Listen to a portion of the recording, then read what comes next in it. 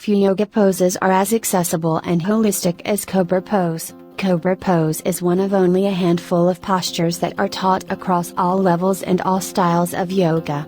Cobra falls into a category of poses called backbends, in which you arch your spine backward, a movement known as spinal extension. Moving in this direction is helpful to counteract all the forward motion and more rounded shapes many of us make throughout the day, partly due to using computers and other devices so often. How to do Cobra pose. Lie on your belly. Separate your feet and legs to hip width. Point your toes, so the tops of your feet are on the floor. Bend your elbows and place your hands on the floor next to your ribs, stacking your wrist and elbow. On an inhale, begin to peel your chest away from the floor, lifting into spinal extension. 6 benefits of Cobra pose.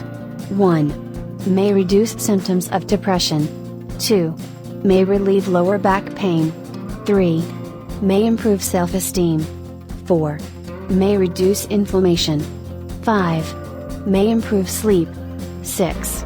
May improve posture. Hope you guys like the video. Do subscribe for more videos.